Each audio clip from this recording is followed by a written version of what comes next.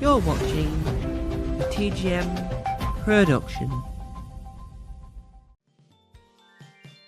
Tom Mason The Interview, the show where I interview people over video conferencing. This week I'm interviewing Ashley Storrie. Hello and welcome back to Tom Mason The Interviews. Yes, I'm here with a series where I interview people. Yes, I'm back. And we've got more interviews in the pipeline, which is not a pipe or a line. And today we've got a very, with more verys than the actual company, very special guest. She's best known for the brilliant and BAFTA award-winning series Dinosaur is the one and only Ashley Storrie! Nick Neck, which is hello in Klingon.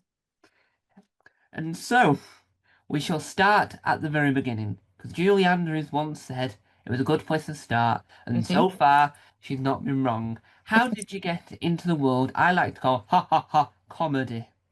Well, I was burst into comedy, Tom.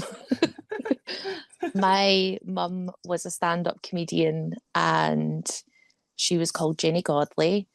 And when she was working as an open spot, I was 11 and I decided I was going to be a comedian too. So I did my first gig when I was 11 years old. And then, much to her chagrin, I was a novelty act. So I got picked up, I got taken to London. I was working in the improv club.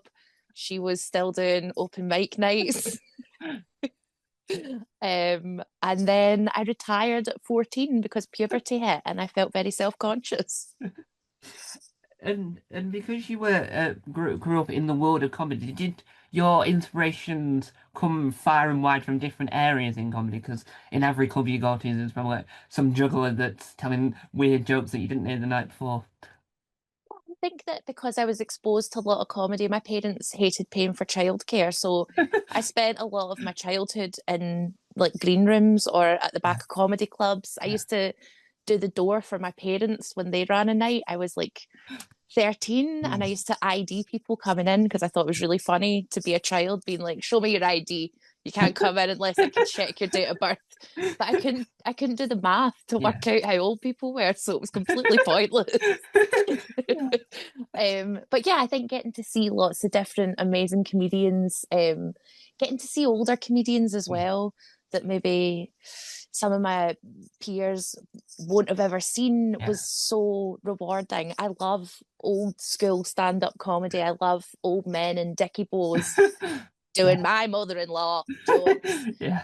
I think there's something very funny and dark and weird about that era of comedy. But I loved like French and Saunders. I used to watch this French and Saunders videotape when I was like 5, and I would recreate the sketches. I didn't understand them, but I understood that they were funny, and I would recreate them. So yeah, I got exposed to a lot of different comedy.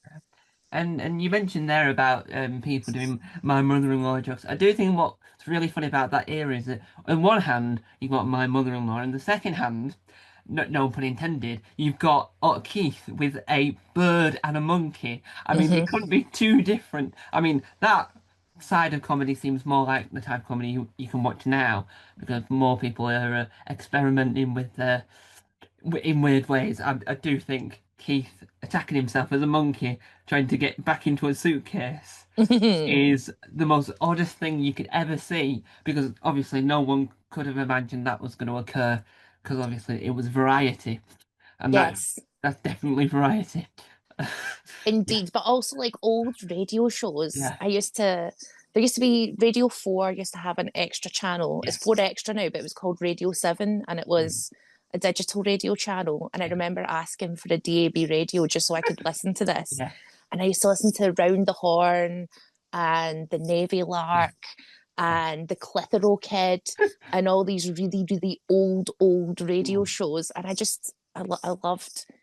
loved trying to work out what the joke was sometimes. Yeah, yeah, and I do think that, and we'll move on in a second. But one of the things that of that era that really baffles me every time I think about it is educating Archie about the fact that Archie was a ventriloquist doll on radio, and it's more about it.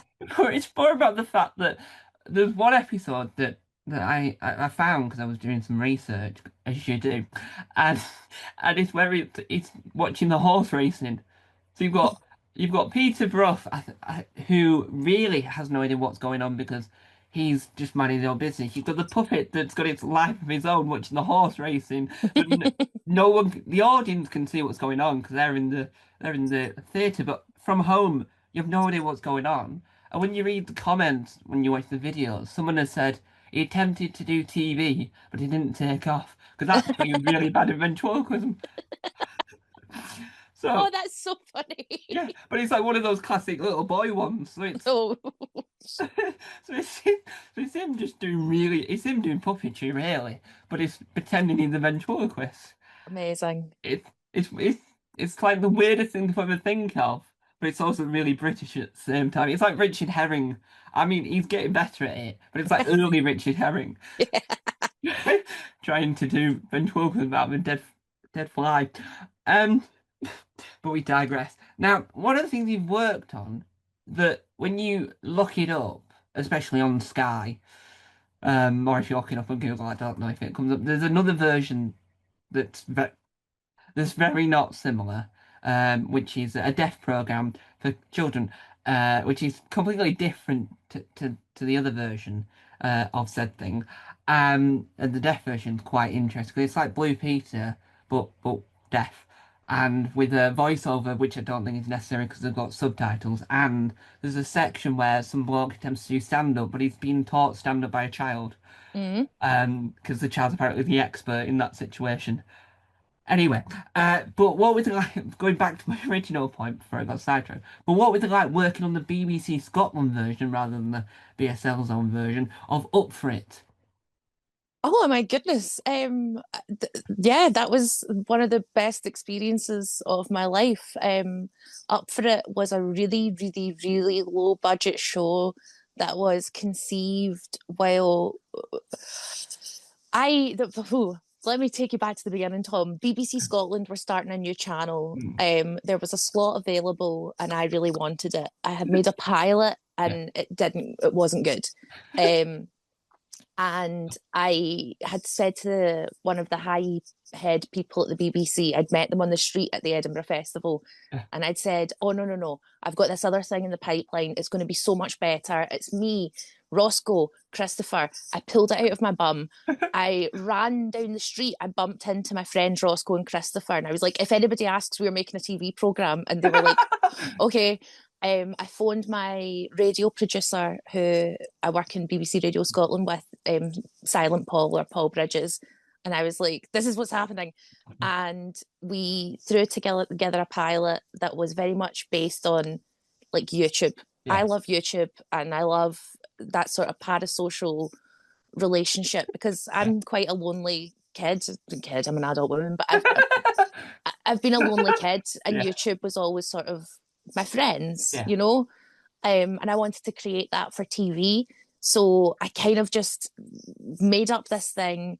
We filmed a pilot. It went really well. It was just me and my two friends, Roscoe and Christopher, who are amazing stand up comedians, doing like challenges and tasks and having fun and talking to camera and Yeah. telling stories. And um, Up for It came out of it. Yeah. It's very naughty. It's probably BBC Scotland is a lot more conservative than BBC England. So it was probably one of the most naughtiest things Yeah. that on the channel at the time. We had a lot of dirty words and dirty stories and Christopher being sick in a bucket and his glasses falling off in the sick bucket, which Yeah. is my favourite thing I've ever been witness to. Mm. And it was just so much fun. It was really cheap telly. I mean, when I say really cheap telly, we had a cameraman Mm. who was also our sound man, who was also our director. Yeah. Paul filmed, directed, edited, produced, graded Yeah. everything. It was so slapdash and fun, and it was proof that you can make. For me, it was proof you can Yeah. make telly for little money, and Yeah. you can do it cheaply. but the problem is once you do something very cheaply, they want you to recreate it at that same price. Yeah, yeah. Yeah, and to me, it felt more like early Channel 4. So Channel 4 was trying to be the anything where you could do whatever you want, such as Alan Davis riding, well, not even riding a camel, just talking about riding a camel whilst in the desert, but he probably wasn't really in a desert, talking to a camera, which was lasted 6 episodes. I'm more surprised than anyone else. But I think that what makes it interesting is that it still airs on BBC Scotland quite frequently. Do you think that there's any scope that there could be a third series because of how frequent BBC Scotland do air it? I hope that we get to do a third series of it. We filmed this when none of us had profile. We were all very young.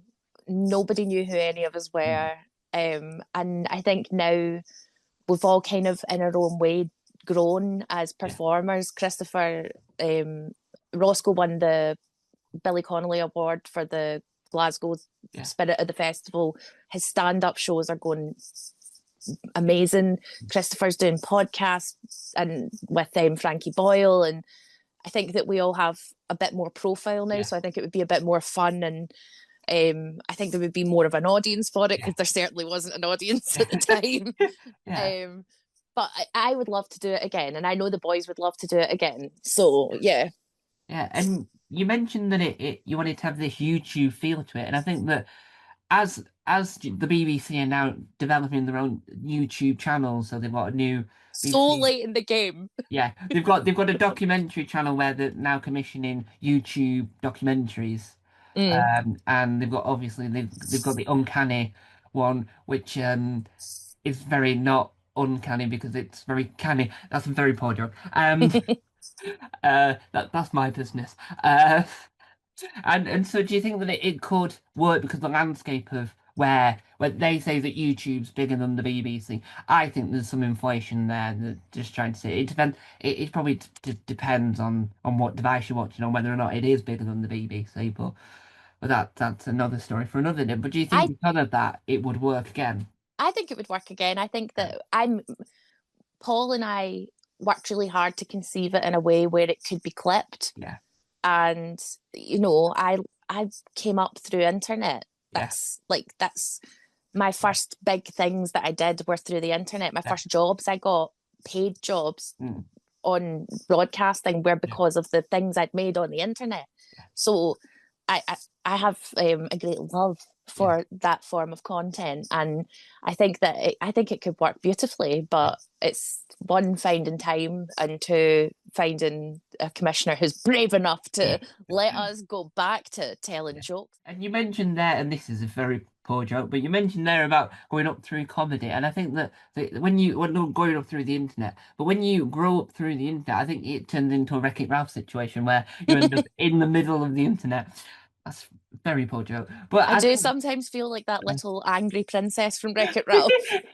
Yeah, and I do think that when you see the show now, it still feels so relevant, and it still feels that it matches up with the land. When you watch something else that's in a very similar vein, I can't think of what, but when you watch something else and you watch that together, you sort of can feel that it's still.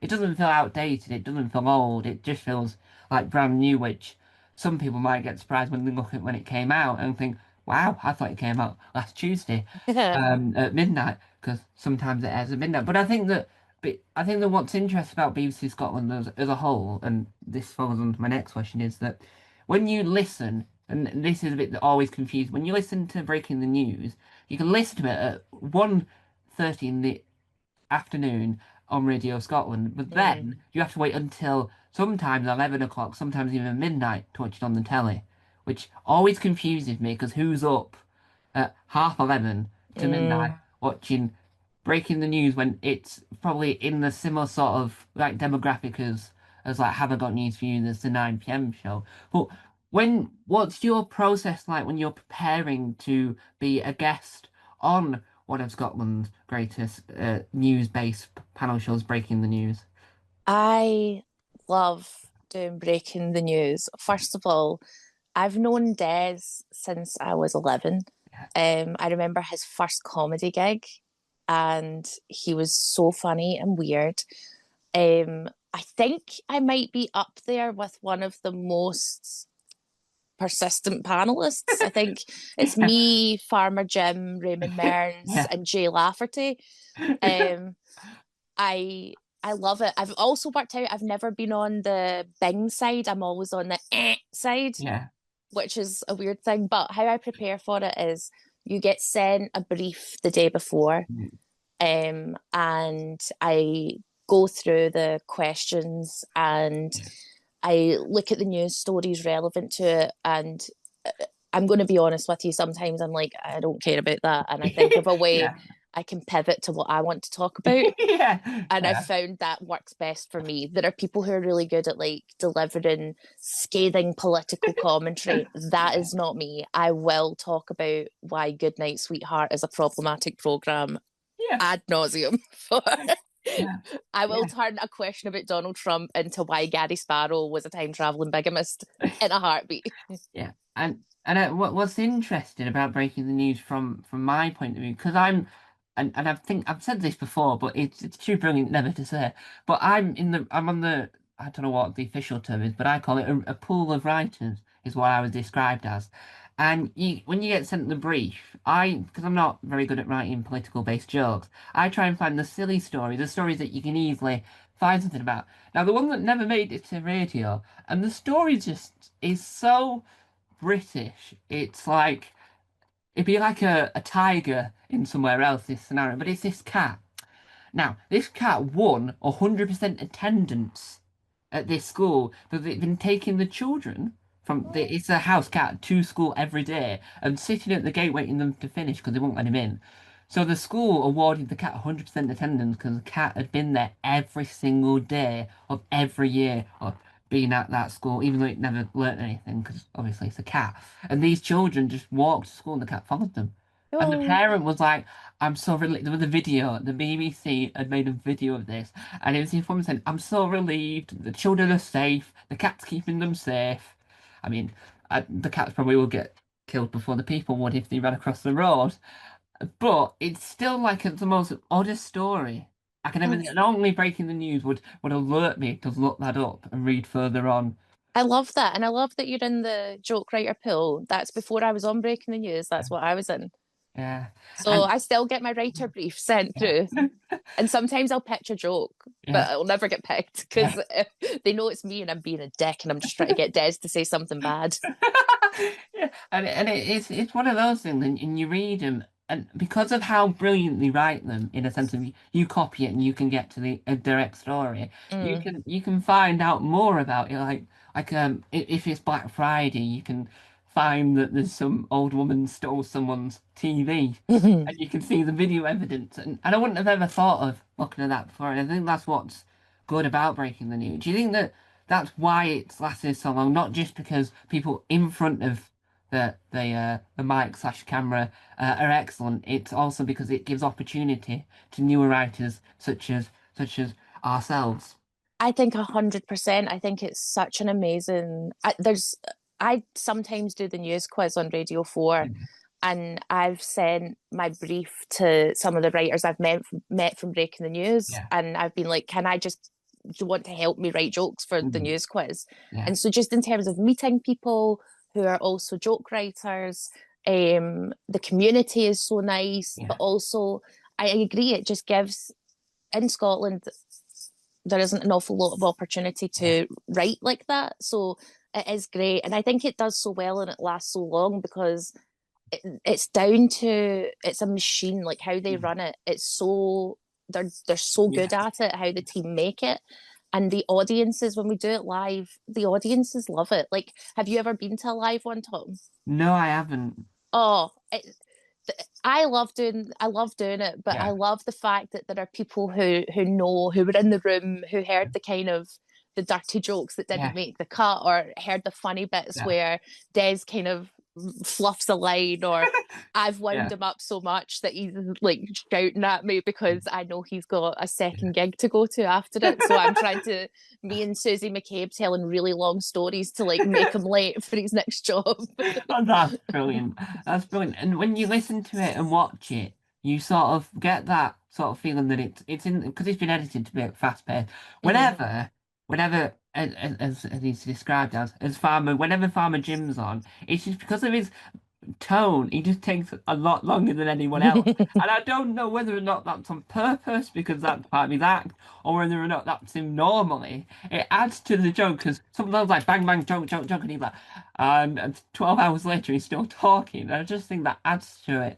Do you think that that's why it's so good because it showcases people's comedians that you may not have known well enough, and then from that like 30 minutes or an hour or however long you're watching it for you then get to know the comedian and then it gives them a bigger following because like even though it might not be in the same scale as some of the biggest shows on the world, it still has enough to say, well, this is your big break in a sense of a lot more people get to know you. Do you think that that's another positive for and with breaking the news?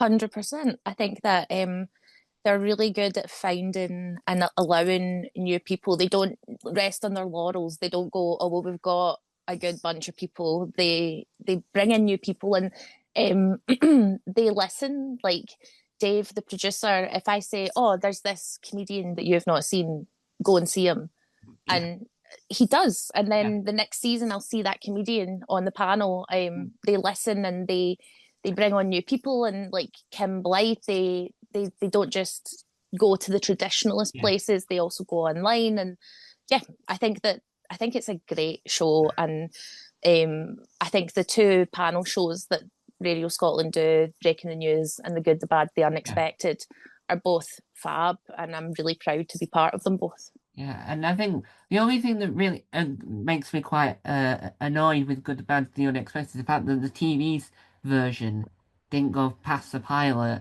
I think that because I watched that and thought it's really good. I mean, there's areas to improve because there's always areas to improve to prove everything, and that's what a pilot does really well. Is Mm. you can pick like, oh, that element might work better if you do that, and I'm gutted that that never made the leap like breaking the news house. Yeah, same, but again, it's I think it's less to do with the content and more to do with just money. Yeah. And I think that's what a lot of this industry is all about. It's all about the money, money. Uh, what a poor joke. Now, one of the things you've worked on that it's both entertaining and sort of interesting in a sense of it could be really funny 1 minute and then really thought-provoking, which is a word I don't think I've ever used in my life. There's always a good place to start a question is saying you've never said a word before in your life. Um, I don't solve my dictionaries for a living. That's Susie Dent's job. So what was it like working on the excellently titled? Because that's one of my downfalls in life is coming up with good titles. What was it like working on the BBC Radio 4 show? What the story? Ashley Storie. Oh, it was a joy. Tom, I like I'm gonna get emotion. I love Radio 4. Like I told you there, it's I've been listening to comedy on the radio since I was a child. Yeah. Um, Getting to write my own show and having creative control Mm, and work with people who I really love and respect. It's the same producers who make GBU, The Good, yeah. the Bad, the Unexpected. Um, Getting to tell my story and tell the stories of my life in a way that is comfortable for me. Mm, Oh, I loved it. It was so fun. It was really hard. The last series was the hardest thing I've ever had to do in my life, but it was so rewarding. mm. I'm really chuffed with it. It's a really strange. It's not like other stuff Yeah. that I can really pinpoint. Yeah. It was quite out of the blue and a bit different, and yeah, I'm very proud of it.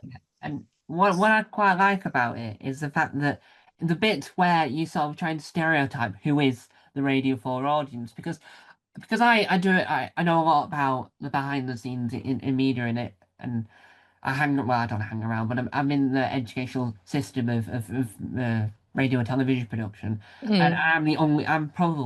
I haven't spoken to anyone, but I'm probably the only one that listens to Radio 4 because I think that for me, before I was watching the panel shows on TV, I think the radio was where I found this comedy because obviously you're old, and if you have older siblings, you end up coming across anything because they watch it Mm, and you watch it, and then in my case they get too obsessed and then they stop watching it because they can't handle it anymore. But I think that what makes your show interesting is that it just it's hard to describe, but it sort of showcased a new way of doing comedy.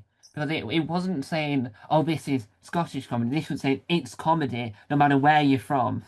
Even though you're Scottish, it sort of like breaks that boundary of irrelevance of where it's mm, from. And do you think that that's why it resonated and lasted as long as it did because of the fact that you weren't really focused on the fact that you're Scottish, you were focused on other aspects that other people, like someone in Devon, could relate to, as well as someone living in Zimbabwe, which is I don't even know where that is.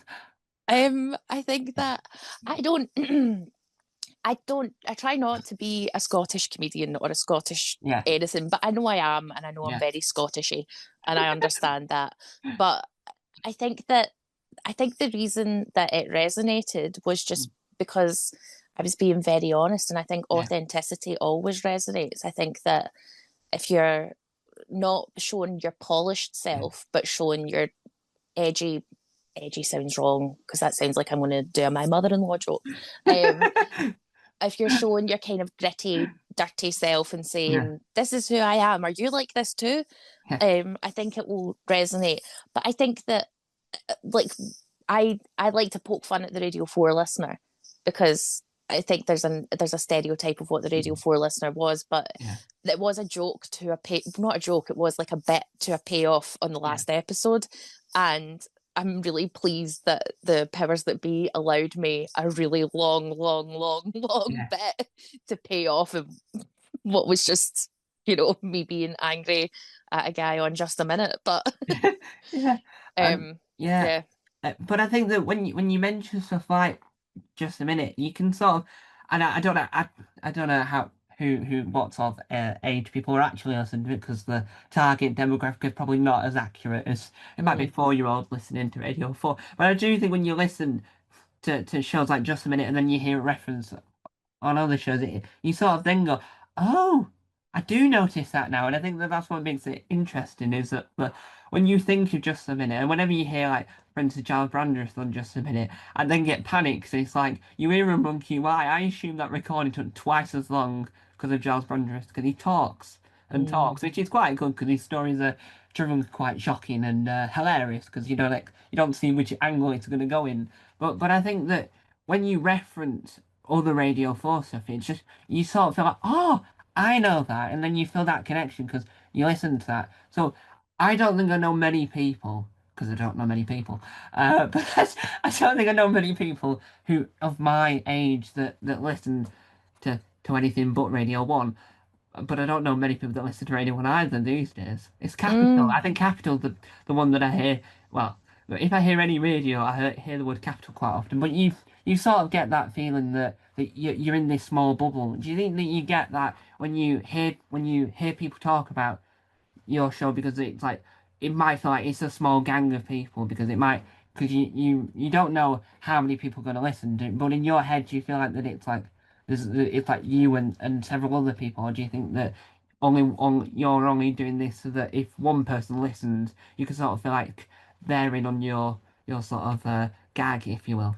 Yeah, I feel like one person listens. That's how I feel. I feel like, and I always think that, and I think Mm, that's how you should. I think that's how you should always feel. I imagine me in my room years ago, yeah, and I think, oh, what would she like? mm, And I make stuff for that because I yeah, think if you're trying to think in a populist way, you're going to dilute yourself yeah, and make yourself. There's nothing wrong with that. There's nothing wrong with yeah, being broad and popular, but I'm not very good at it. I was never yeah, popular, so there's no point trying to start now. yeah. So I'm going to just try and play to me and hope that other people enjoy it too.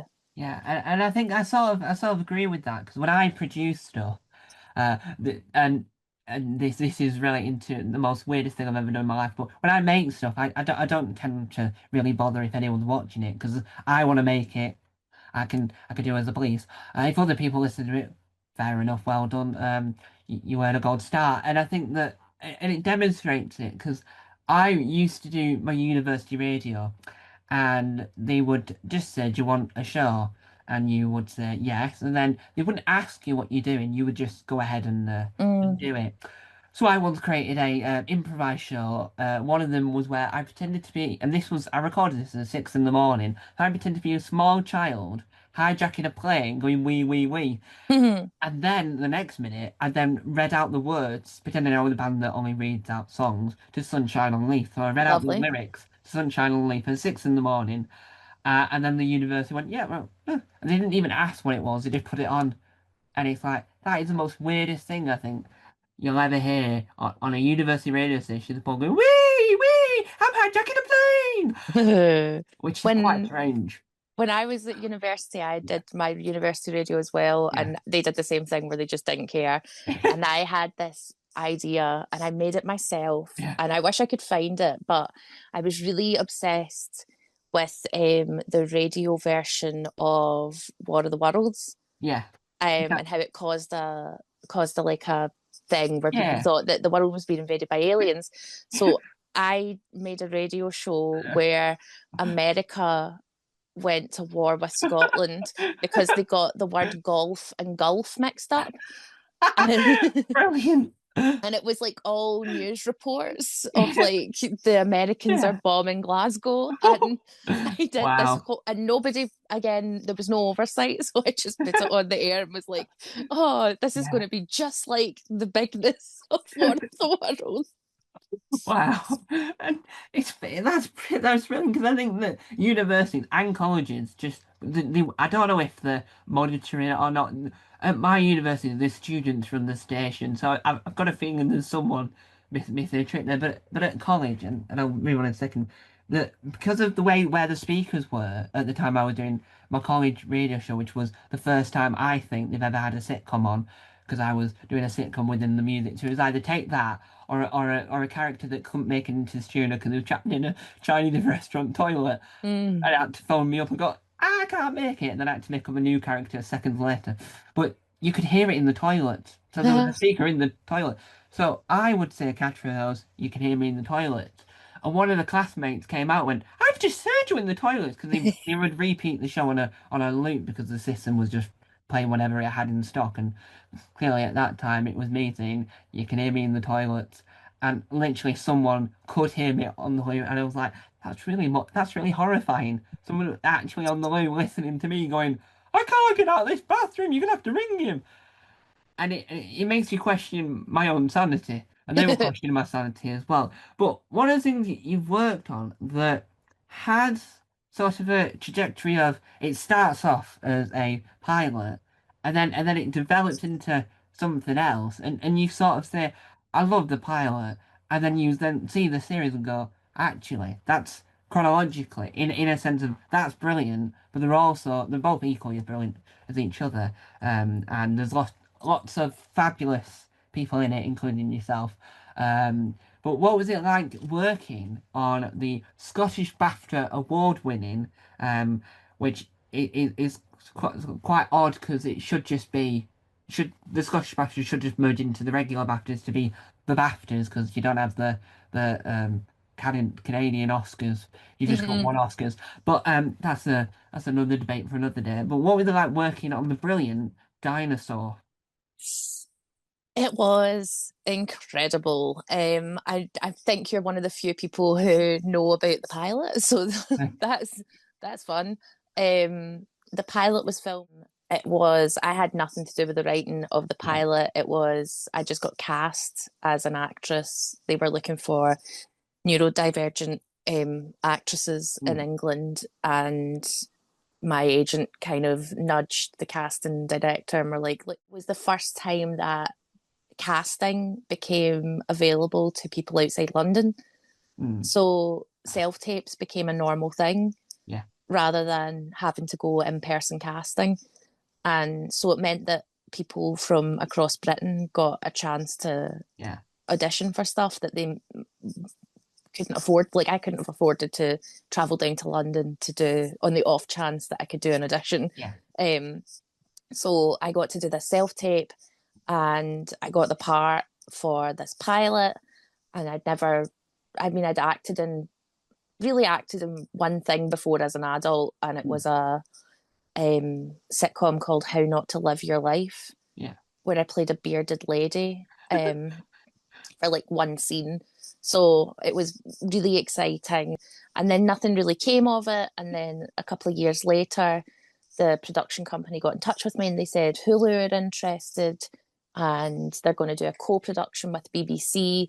Would you like to come on as a consultant? And I said, oh yeah, that would be amazing because it's my lived experience Yeah. as an autistic woman and blah blah blah. And then I consulted too hard and they were like, do you want to be a co-creator? And I was like, oh yeah, okay. And then I got an assistant producer credit, an associate Yeah. producer credit, and then they were like, "Do you want to try and write an episode?" And I Yeah. was like, "Well, I studied filmmaking, I've studied screenwriting, Mm. yeah." And then by season two, I was an executive producer, Yeah. and I had written or co-written 5 episodes, Mm. and um, I, it was a literal dream come true. Getting to make television of that scale and that massiveness, and getting to be part of that, and I would happily not be on TV. I Yeah. would happily just write and produce and showrun. I really enjoy that very much. I kind of feel like the acting at some points. I was like, oh, I don't want to be doing the acting. I want to be wearing comfortable fitting trousers and have a backpack and walk about with a notebook, telling people what to do. That's the fun part. Yeah. Um, yeah. So it was a literal, Yeah. literal thing that I've always wanted to do. My dream was always to have a sitcom with 2 seasons, like Yeah. Victoria Wood, like Dinner Ladies. Yeah. I don't know if we're going to make more dinosaur. I Yeah. don't care because I got two Yeah. seasons of a sitcom on national. Yeah. Done. That's it. I've achieved my goal. Yeah, and I think that if it was to get a third series, I would say one of the scenes that it should include is Nina watching Dinner Ladies and going, "That's a really good ending," and then it just ends. That's like it's one episode done and dusted. Oh, Yeah. that's a good ending, and then all you hear in the back, all you see is just the credits rolling and Nina's listening to the closing credits of Dinner Ladies, and then it just ends. And the people, Oh. what's going on there? I just think that would be hilarious because it's like. That would be hilarious for us and nobody else, Tom. Yeah, yeah. Dinner Lady with a perfect ending. Let's just send another. Let's just send Dinosaur with Dinner Ladies. Dinner Ladies did have a perfect ending. It did. And Becoming Victoria Wood is a cracking documentary Oh, on the back of so that. good. Yeah, Jasper Reese, who helped make that, is a brilliant fella. Um, that's that's beside my point. But what I think that's really interesting, because I've seen the pilot more than once, because knowing my luck in life, when I watch BBC Three pilots or pilots of that nature, I watch them. I really love that, and then I find out that they're not going to make it. That's what Mm. really annoys me because it's like all the pilots I don't like, they turn into a series.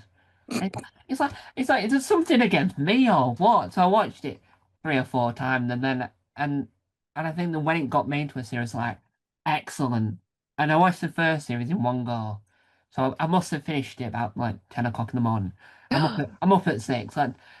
Let's say I can easily get through something within minutes. I'm that sad. But I think that it was really good. And then when the second series came about, I think it added to it because it just made it more fun. And one of my favorite moments from the second series, which was a long running gag, if we can call it that, because you probably have to have 9 series to have a long running gag, but Mm. it's a gag that ran through the series was every time Ben Rufus Green, the man, the myth, the washing up legend, he he kept having to report himself to himself. Oh, I said this to him. I said that's the most incredible bit ever, and he went, yeah. He agreed in a sense. He was too busy washing up probably a can of vegan food online because that's what he does in his spare time. But it was just brilliant because it's like that is brilliant because it's where else are you going to see that? Where else are you going to see he someone reporting themselves on themselves? he is, because I think the thing about when you get to write a second season is Yeah, when you have recurring characters like that, you know them now. yeah, And I know once I knew what Ben was like capable of Yeah, comedically, yeah, it was like kind of knives out. Like I can, I think he is so. I think he gets better scenes in season two because yes, I knew him in season two, and I yeah, was like, I can. He's such an amazing comedic actor, and yeah, it's he like is. you have this tool, use it Yeah, to every yeah. way you can. I mean, him dressed up as Jeff Goldblum, um, waving that flare about was one of the funniest things I've ever seen in my Wow. entire life. The scene where we're doing the photo shoot and he's behind the camera, a lot of that is him. He ad libbed like the Yeah, little bits he did, the little faces yeah, he pulls, the little noises he makes are so good. yeah, And I think that there's like two types of writers. There's like writers who want you to read their lines as yeah, written and nothing else. yeah, And then there's writers who are like me, who are like the funniest thing wins. I yeah, I don't care who comes up with it. I don't care who has the idea. yeah, If it's the funniest thing, then that wins. And I know that when I'm writing, I'm like, I know that Ben's going to make this even funnier. And that's the joy because he's so good. He's so freaking yeah, funny. And I think I can say that for everybody in Dinosaur. yeah, They're all yeah. so funny Yeah, naturally. And their instinct is always the best instinct. But specifically him, yeah, he's a comedy delight. He is like on par with in Dinner Ladies. yeah, When I write his character in my head, I'm always thinking of, even though they're completely yeah. different, the guy who is the handyman is like human Oh yeah, resources, human yeah. Oh, resources. My yeah, dad was a desert rat. yeah. I'm always thinking of him for some Yeah. reason. Duncan something. Yeah. Duncan. I know I can picture him. Um, but I think that what's really interesting is because I've interviewed Ben Rufus Green and I watch a lot of his Twitch stuff because once I found Washing Up Club, it's like, what else? What else is going on? And sometimes he untangles string Love it. with his wife. Now Emily Brown, who I've also interviewed, she's very nice, but I've got a secret agenda that I think she's got him to stream it because it's the only way he'll help to untangle things. That's my conspiracy theory on that. But what makes it interesting is because when you look at certain actors and you watch their past and you can sort of see throughout their career what they've done and how they've developed, right? So now one of the things that Ben Rufus Green has done in his career that I think is on par with his performance in Dinosaur is he was in a program called Deaf Funny on the BSL Zone, and it's a deaf sketch show. Him and Gemma Arrowsmith are one of the few hearing people on the show. And this woman, and they're at this bar, and this woman walks up to him, and she's typing on her phone, and she wants to say, "Have you ever kissed a deaf person?" Now she shows it to him. He looks really horrified, and then it cuts to the phone, and it says, "Have you ever kissed a dead person?" Or a hotel crank, and then he runs off, and it's like that. But Ben didn't have to say anything, and that was perfect. That's a really, really, really funny bit. Yeah, what makes it even funnier is that when I had found Death Funny, it was from adverts on Facebook. Said to Ben, do you know that there's adverts on you on Facebook from the BSLs? And he went, no.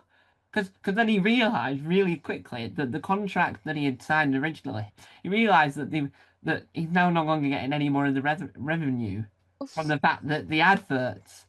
Now, now, what makes that even funnier is that I see these adverts all the time, and it's just him sat on chairs in different positions. There's not much of the BSL involved. It's just him in different positions. And there's other sketches where him and the interpreter. So he says something really embarrassing, and the interpreter then has to sign it, and then he realizes quite quickly that he says something not right.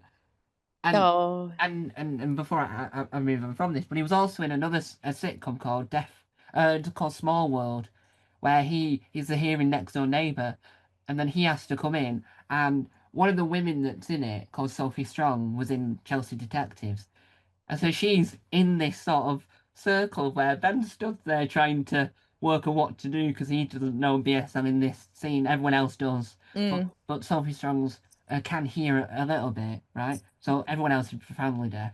and it just creates more havoc because he's trying to say, "Do you want some help?" And they're like, I don't know what's going on. And he's trying his best, but he's in all these adverts. So when you see adverts for small one, it's always him in a doorway, in the room, and you don't know what this sitcom is. When you watch it, you're going, he's not actually in it as much as the adverts would tell you.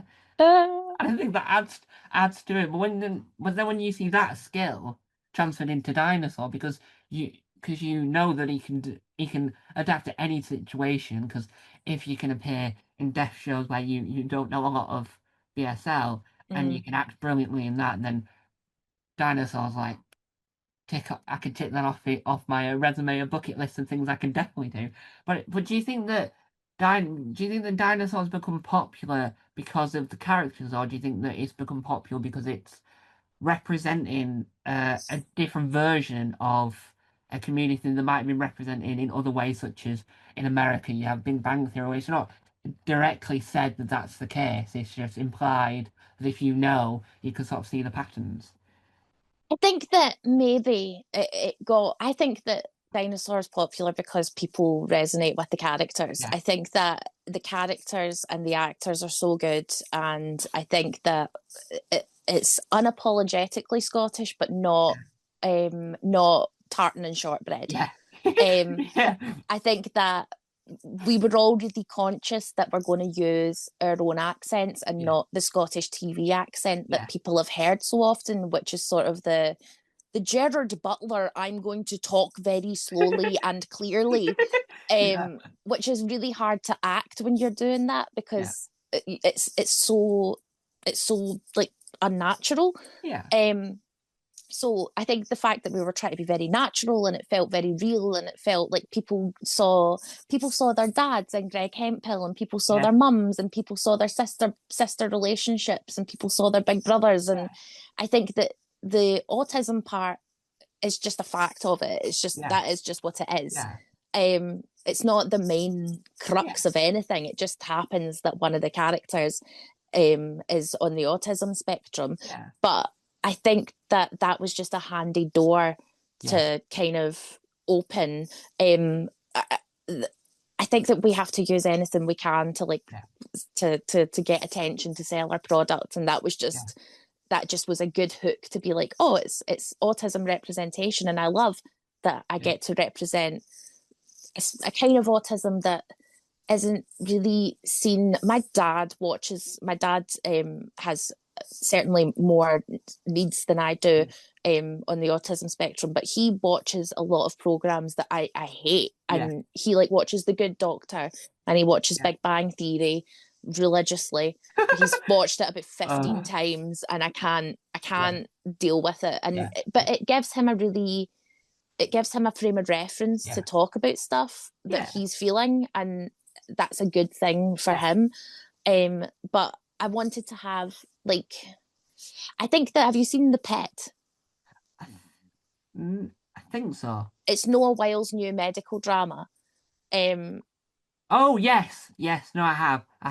Yes, I was traumatized by two scenes, and I won't mention due to how horrific. One is the birth scene of a woman giving the too much, and then there's another one that scars everyone to life. yeah, it's horrific, but it's beautifully made. But I Yeah, think that the representation of female autism in that yeah, is really beautifully done. yeah, And I think that it's kind of one of those things that the point of reference for autism for everybody was like Rain Man or Sheldon, and yeah, there has to be more than that yeah, because there are more of us, and mm, I think that having a, even not autistic, there's just like having a different kind of brain yeah, or looking a bit different. Like everybody in yeah, TV shouldn't look like the same. yeah, Everybody should be different. And yeah, also the representation of Scottish voices. Like mm, I've said this a million times, but I felt more of a burden about being one of the few Scottish yeah, programs more than an autistic yeah, representation.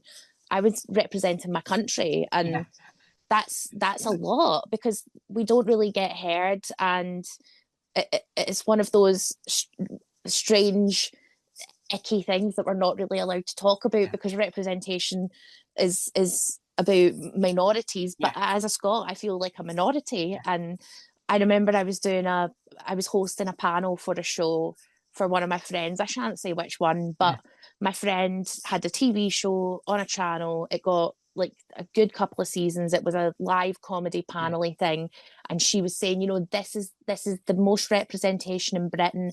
This is the face of Britain we're yeah, representing, and I had to like bite my tongue because there wasn't a single Scottish yeah. person in any aspect of it. Mm. There wasn't a single Welsh Wow. person in any aspect Yeah, of it. What you're doing is representing England, and that's great. yeah, And that's fantastic. yeah, But acknowledge that. Don't claim that you're yeah, representing Britain when what you're representing is the multitude of people who live in yeah. England. Yeah, and I think that when you mentioned that Big Bang Theory, and I think that what's interesting is that if you there's a spin-off of a spin-off called George and Mandy's First Marriage. Yep. He's a spin-off of Young Sheldon. I can't remember his name, but he never seems to sit at the dinner table. He's always faffing around playing music. I think that's a better representation than Sheldon, because you can tell that that's the case, and no one else can. And Mm. that's what makes it funnier because they're all in denial. Like, oh yes, he's fine. He's fine. Sat over the sink eating his food. And then there's Parenthood. I don't know if you've seen that. That was based on the film with Steve Martin, but it's a TV series. My mum loved that Yeah. show. It was brilliant. I recently, not that long ago, watched it, and I think that Max in that, even though previously Max is now playing Mark Wahlberg's character in the TED TV Which series. I love. Which is also brilliant. I think Seth MacFarlane singing the Gummy Bears theme tune as Ted is still one of the most greatest scenes in that show ever. It's the fact that he I love bounces. the mum in that. I Yeah, think is one of the most dynamic actresses. yeah, The fact she goes from Euphoria to Ted yeah, and plays these two completely different versions of mums, but yeah, does so in such a way that you're like, it's almost like, do you remember when, well, you're a baby, but um, Toni Collette, yeah, when she was in The Sixth Sense, yeah, and I remember people losing their mind because they realised, oh, that's Muriel from Muriel's Wedding. And they didn't realise that the yeah, mum from The Sixth Sense was mute because she's such yeah, an amazing actress that she yeah. can make you forget who she is. I love that kind of Yeah. actor. And I think that when you see representation, I think that what makes dinosaurs special. The dinosaur, and I think you can sort of roughly say kind of Spike sort of fits into that sort of circle where you know it's present, but it's not necessarily about that. Yes, it's representing it, but it's showcasing it in normal life because Fern Brady put this thing online and and it made me think that makes sense. So the good doctor, and I think patient, and then if we want to be really thinking about it, Ashford, Murder in Paris. Those three are about people that are really extraordinary in these fields. And Fern Brady pointed out that not everyone's like that, and the Yeah. fact that why does TV think that we're all really that clever, if you will? Yeah. And so you have like the good doctor, Freddie Highmore being this really. And there's probably is a couple of doctors that clever, but I don't think it's like universal. That someone just walks in and says something like you're thinking you would get sacked if you really did that, and then When I did stand up, I used to have a bit that was yeah. like, I was like, I would talk about how me and my dad have autism, and I was like, it's not the cool kind of autism on TV where we can solve a crime really quickly. Yeah, It's the kind of autism where if I touch velvet, I might vomit.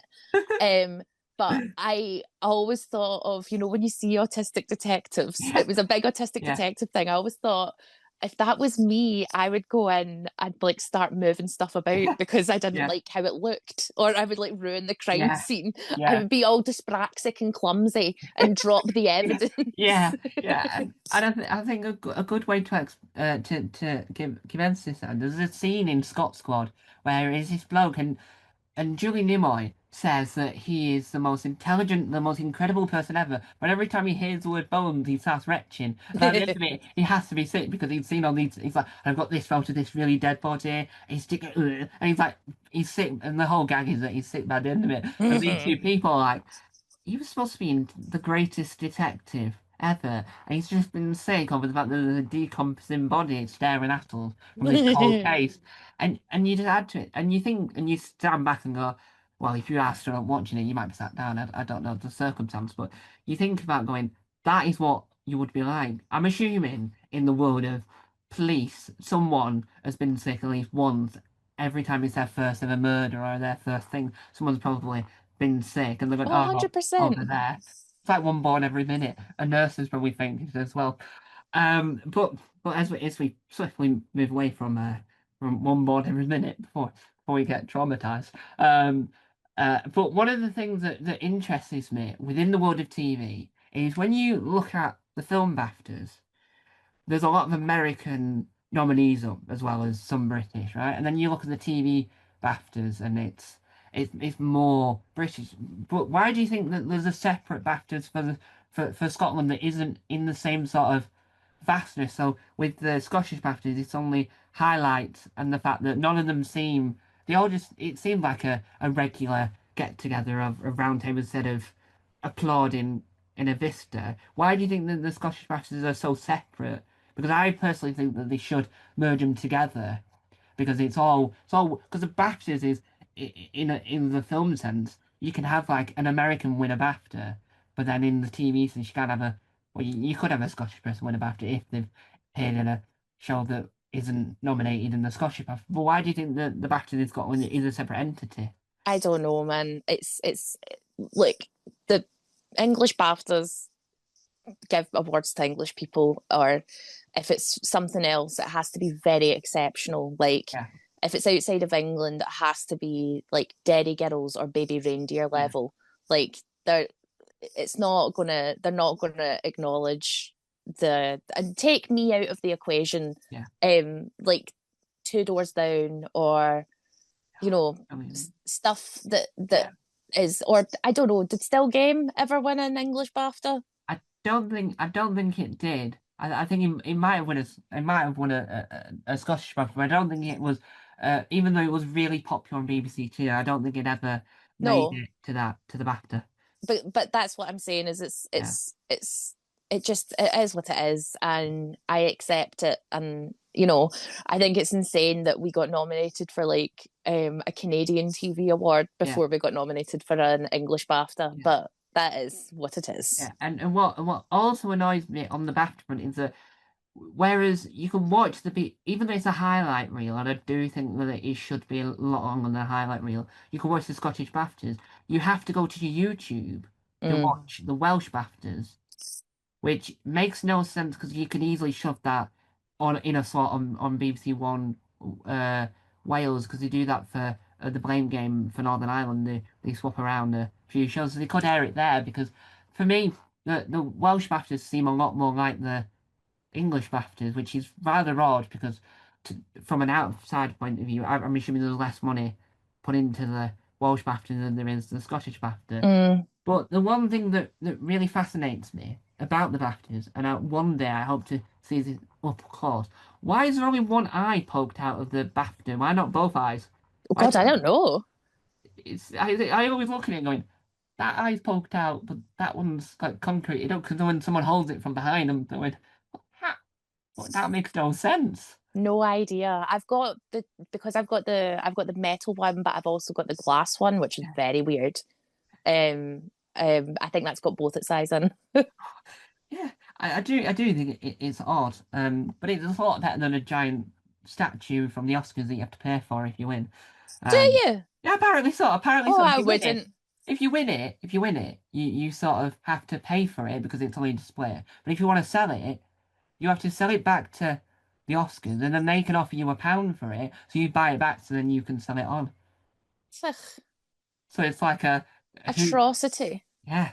And I do think that the Scottish BAFTAs always seems to be, even though I think it's too quick, I do think it sort of has a funny nowhere else. And I'm not going to go into too much detail due to its availability in a best street. Nowhere else could you hear Hugh McGregor talking about the fact that his mother used to do audio description. I think it was audio description. Nowhere else can you hear a story about the first ever time he's attempted to audio description for Mm. a sort of inappropriate scene, shall we say? Whilst his mother is staring opposite him and he has to describe what's on screen. Nowhere else because there's No. not enough time in the British BAFTAs, even though it's on a delay.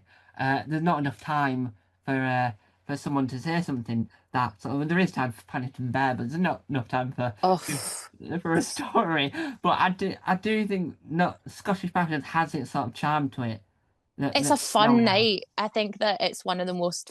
It's Yeah, there's no airs and graces at the yeah, Scottish BAFTAs. It's a fun night, yeah, and it's a good time, and I like it a lot. And I love getting to see my pals, yeah, and we all get dressed up and go to a hotel and drink free booze and eat bad boiled chicken and yeah. make fun of each other. Yeah. And I like that they keep in the fact that when she says you can go and eat now, they keep that in. They don't get rid of that from the TV broadcast just to talk about the illusion. But I think the Scottish BAFTAs, from what I can tell, is the only BAFTA that does post interviews on the programme. Yeah, Instead of cutting to the next thing you've got, and I think I don't know if it's every time, but I think Sanjeev Kohli does do a few, and it's him trying to say something that he knows he's got like 30 odd seconds, and he's trying the to say something. It's just brilliant. I'm going to say now because I love Sanjeev. There was something incredibly special about when we won the writing award, Yeah. and then I mean, it had when we did the Scottish BAFTAs, it was like a week after my mum had died, Mm. and Sanjeev played my mum's husband in like two different radio shows Yeah. and a short film, and when I came off and he was like stood there, we both kind of got very weepy, and it Yeah. was it was Oh, a very sweet sweet thing to be able to have that sort of yeah. like family, like Yeah. to walk straight off holding my little statue, and there was like, you know, my somebody who I consider family, and Yeah. yeah, that was magic. Oh. Yeah. And the moment when you found out you were nominated for the BAFTA, what was what was the feeling like there? Because I know if I'm not mistaken, it was up against some I'm gonna say the word and I'm not a fan of it, but a stiff competition. Yeah, I didn't think we were going to win or anything because I was up against Gad for Richard Gad for Yeah. Baby Reindeer, and I just thought, well, that's going to win because that's going to win, but apparently not. But the public vote Yeah. won. I said it in my speech. I, I won because I'm better at Facebook. I didn't win Yeah. because I'm more. Yeah. I beat David Tennant Yeah. and Shooty Gatwa Yeah. and Richard Gadd and the Slow Horses Man Yeah. and a Blue Peter presenter. Yeah. I Yeah. didn't win because I'm more famous or popular. I won because they weren't sitting at home going, "Hi guys, gonna vote for me." So Yeah. I'm just better at social media than those people, and that's why I have a BAFTA and they Yeah. don't. Well, I don't know if you know this, but David Tennant, according to his wife, doesn't know how to use.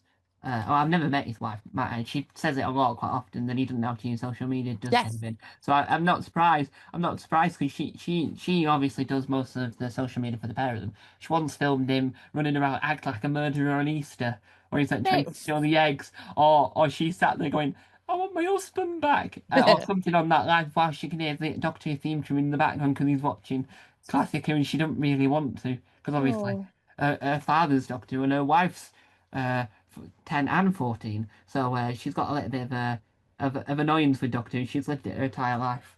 Um, she's probably quite, and she was in it herself, so she's probably more fed up with it that way. But do you think that because I know that they say awards are not don't mean like everything in the world, but do you think that it helps to showcase to you that you know that what you've done was loved, even though you might not know not get to see someone every day and say, "Oh, I loved it," but you get the recognition from a higher power that are deemed the creme de la creme in choosing who wins what award.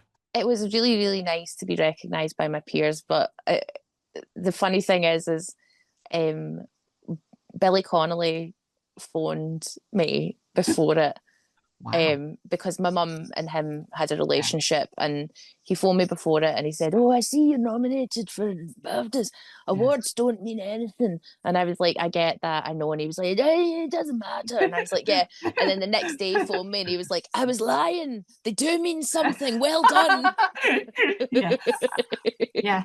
And I do think that if they ever need an impersonation of Billy Connolly, I think you've got the gig. Oh Um, no.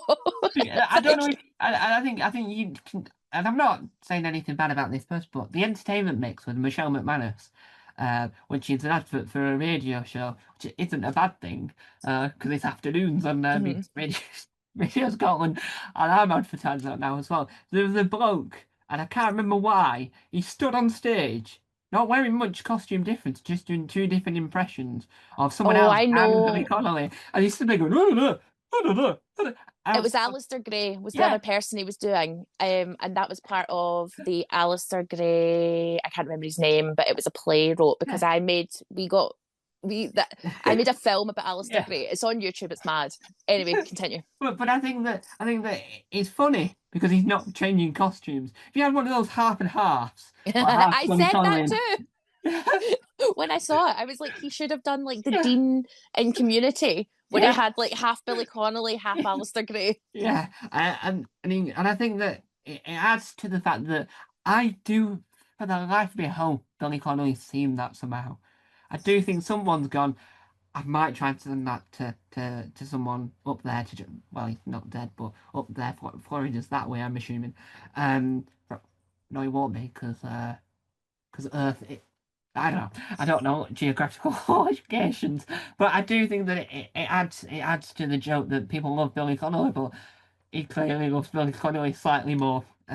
He wins the award for biggest Billy Connolly fan because he's managed to get onto BBC Scotland with the impression. But I think that it becomes interesting at that point because you know that not only have you got recognition from the BAFTAs, but then you've also got recognition that from well, I wouldn't say I don't think yin is probably the correct word because not everyone understands what that means. Yeah, I do think it's a word that not everyone uses, apart from Susie Dent probably.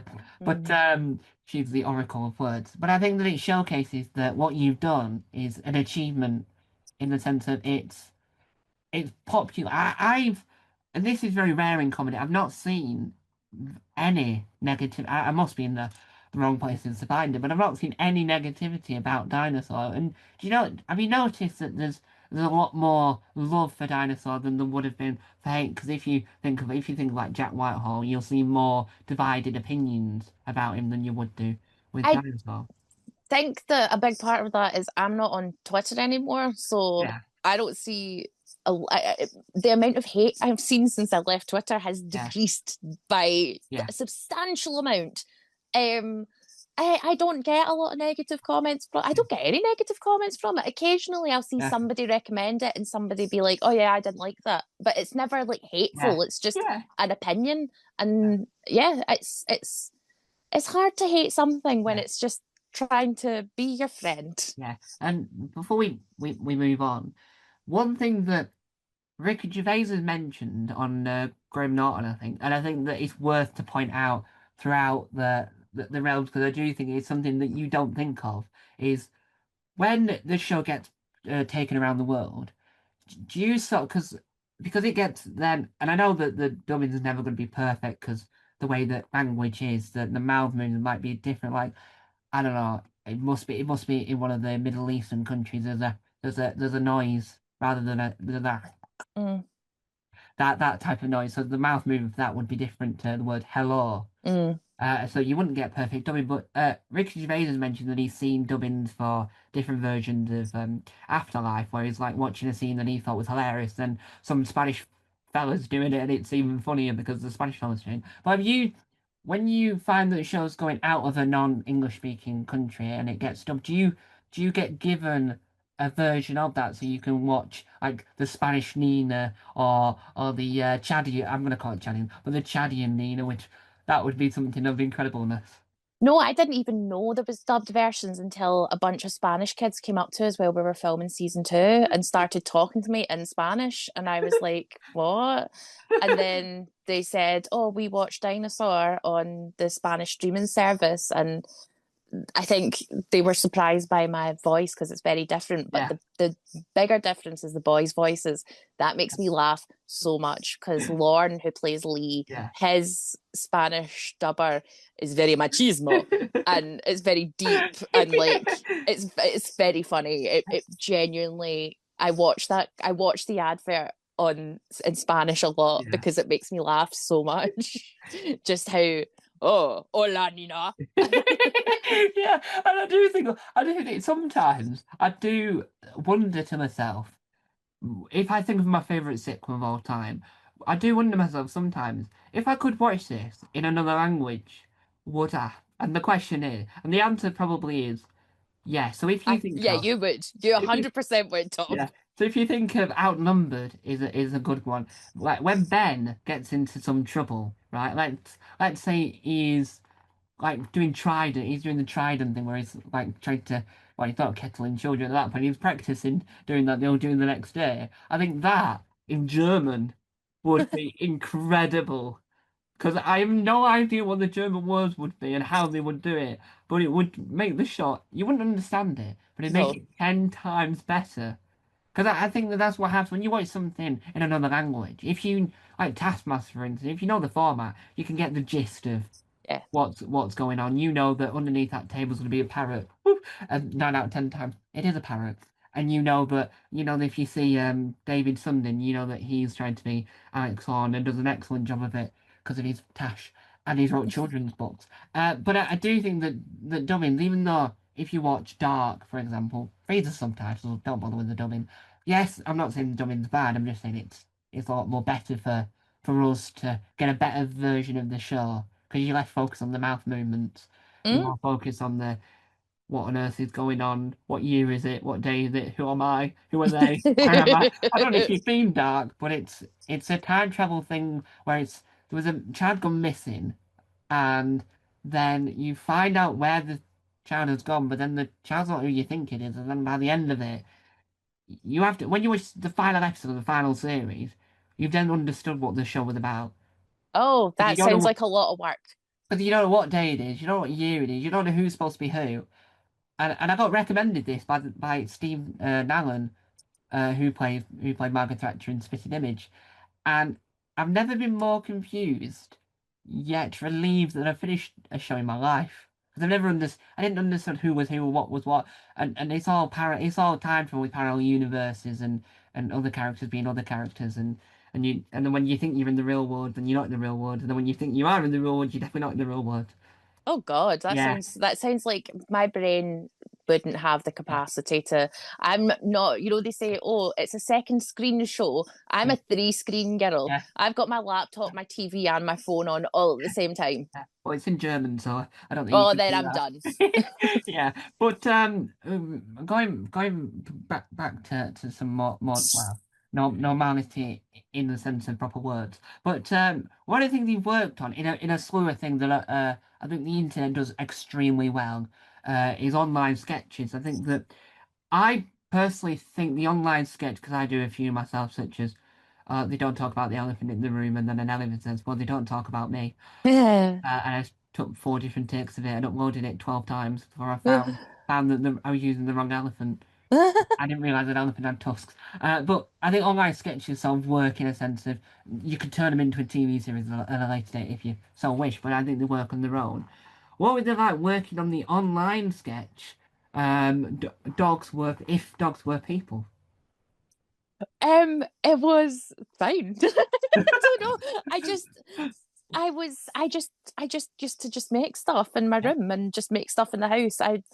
I like doing if something was something. yeah, That is a format that I enjoy yeah, making. So if Harry Potter was Scottish, if yeah, The Handmaid's Tale was Scottish, yeah, if Annie was Scottish, if Stranger Things was Scottish, yeah, if Gwyneth Paltrow was Scottish, which is one of my favourite ones, yeah, but nobody yeah. likes that. Buffet Bra, which is a rarity, which was me trying to do a QVC channel, that was just balls attached to a bra. If periods were people, Yeah. Yeah, and I think with the Handmaid's Tale, you could do a new one called "If the Treatment Was Scottish" or the the Testament. I think it's called the Testament, the sequel to it. Testament. If the Well, Testament was Scottish. I wrote yesterday because I thought it was very funny that the two of my most popular videos were if The Handmaid's Tale was Scottish and if Harry Potter was Scottish. I think Harry Potter's got like 50 million views or something Yeah. horrific like that. But the little boy playing Harry Potter in the new HBO monstrosity is a Scottish kid. And the girl from the Testaments is a Scottish actress. Wow. And I was like, there we go. I'm a witch. I'm Yeah. prophetic. I have predicted and it hath happened. Yeah. But I love making online content. I live online. That I Yeah. don't really enjoy traditional media. Yeah. I like watching my TV shows streamed. I like to watch them when I want. Yeah. I like YouTube. I watch an excessive amount of YouTube. I've Mm. watched the same people since YouTube was birthed. Yeah. I I am that person who pays for Patreons for people Yeah. because I support them. Yeah. I love online content. It's where I live. It's where I Yeah. want to be. And people say, "Oh, if you could get famous, what would you do?"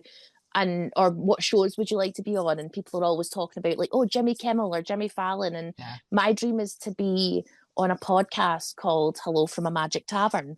Oh, that's brilliant. That's a brilliant podcast. Isn't it the Yeah. best? Oh, I do think that when you listen to, and I'm gonna like our like role playing game like D&D based podcast, it's a great I think there's an Australian one. I think it's a really poor title, might I add. I think it's like girls playing D&D as well. It's mm, this Australian fella teaching these girls how to play D&D. It's as straightforward as that. It's a very poor title. I love and Hello from a Magic Yeah. Tavern is a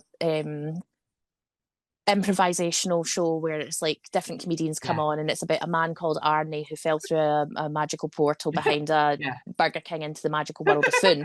But my favorite part of it is they have a D&D game within the magical world Yeah. called Offices and Bosses where the magical people play as like normal, Yeah. they play as like humans in a boring office.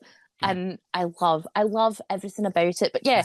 I love Hello from a Magic Tavern. I love on YouTube. I love like Sorted, which is a food show, but I Yeah. think it's really funny. Yeah. I love Smosh. I would Yeah. love to be on Smosh. Yeah, there's a YouTube series which does compilation on YouTube where it's James May cooking. I don't know if you've seen the compilation where he just says cheese. There's a compilation of him just saying cheese, and just bringing up different cheeses. It's like cheese, and then he cuts the cheese. But it's a compilation of how many times he said cheese, and Love it. it's one of his team that have edited it together because he says it quite often. I love stuff like that. But yeah, Yeah, that's my go-to. I can't even remember the question because I started talking about Hello from a Magic Tavern, which yeah, is my favorite podcast, and I'm listening to it for the seventh time. yeah. And there's a comedy character called, and you probably know it, Frankie Monroe. Now he has a he lives. I think it's he runs a pub in Rotherham. There's also a Mm-hmm. portal to hell. Yeah. He has a sketch or pilot on YouTube called Bad Eggs on the Channel Okay. 4 YouTube channel, and it's all upcoming. It's like comedians you will have seen online, but they're not in the mainstream just yet. They're all Mm. up and coming. Because Frankie Monroe won the BBC New Comedy Awards a few years back now, and it's like he's just walking down the street in Rotherham, and at one point there's like Labubu's, which I haven't heard of, but it's like giant ones. It's like men in giant costumes buying them, but they're all like people that have been killed and chucked into a van and turned into a little boo boo and sold on. But it's him and he's wearing like talcum powder on his face. Ooh. That and he has a portal in Rotherham, and I think he would be really good on that podcast because I think that him having a portal to hell could interact with a Good. portal in behind Burger King because it works. But I think that the online world is such an experimental place. Even though there's a lot of people now selling their stuff to Amazon Prime, there's a lot of YouTube stuff on Amazon Prime that some of them shouldn't exist because it makes no sense. Like there's a gaming YouTube family from America, and they used to use Skylander videos. They've got all their YouTube videos are now TV series on Amazon Prime. Yeah, I heard about this. Something I worked on like a YouTube series years Yeah, and years and years ago, and the guy who made it just messaged me saying, "No, it's going up on something and it might end up on Amazon Prime." And I was just like, "Yeah, okay." yeah, I don't really understand it, but yeah, at the same time, Tom, I love trash. Yeah. When I say I love trash, you know, you get those adverts for vertical dramas.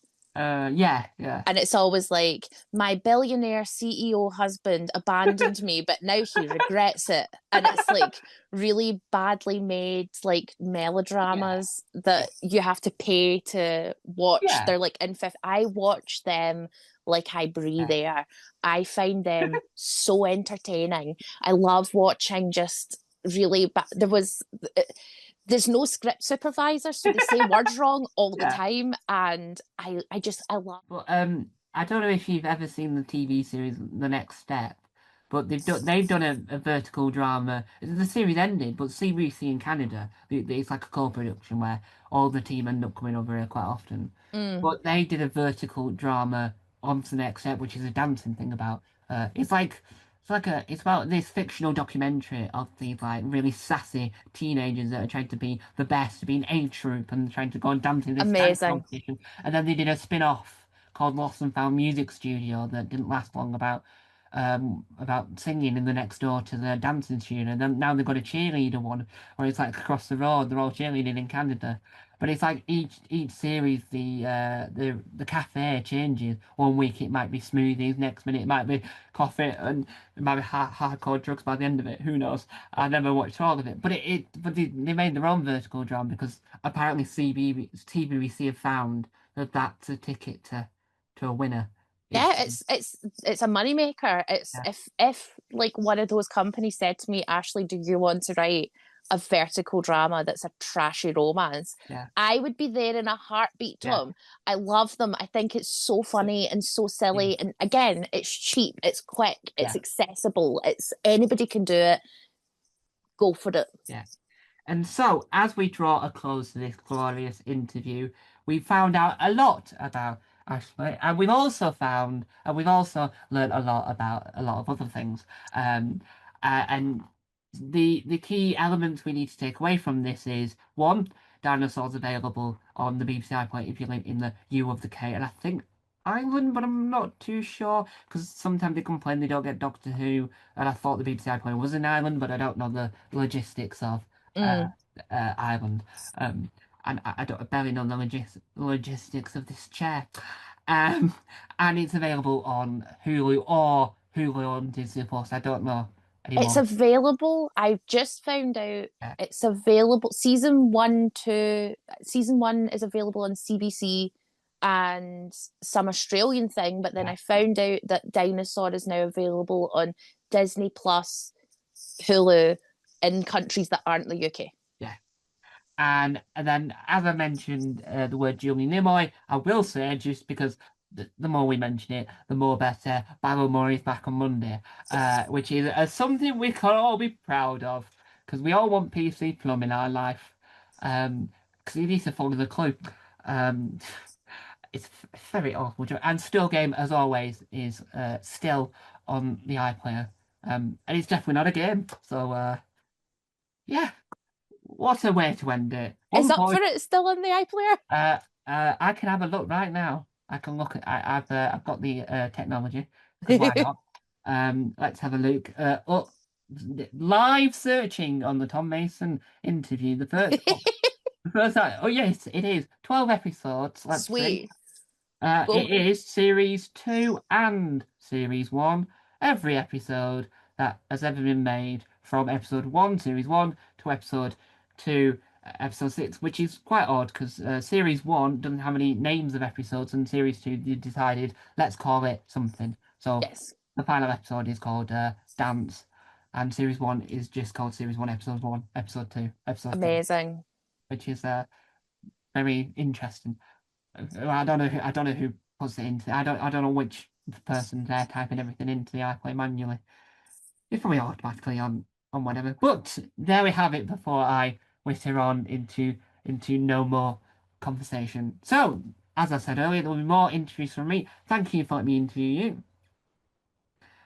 For anyone that wants to find out more about you and wants to track you down without giving away your home address, where can people find you online? If you just search Ashley Storrie, I'm on Instagram. That's where I seem to be the most just now. Yeah, I like it there. yeah, People are kind, and also I can put filters on pictures and make myself look younger. yeah. And have you got any upcoming projects you're excited for people to see, hear, taste, sound, or all the senses? I have my radio show every Friday night on BBC Radio Scotland. The Ashley, oh no, it's Up Late with Ashley Storrie. It changed names. I have got some. It's all in writing just now, so I'm not allowed to talk about anything that I'm doing. But there's cool stuff coming, friends. Yeah. And there'll be more from me because you can never get away from me because I run 34 YouTube channels as of right now. That might change by the time you're watching this. Who knows? Who knows where my brain goes in What a king! yeah. And 23 podcasts. Um we all do well, I do too much. I don't know anyone else. But there we have it. Thank you for watching. Remember, no, I've forgotten. Live long and prosper.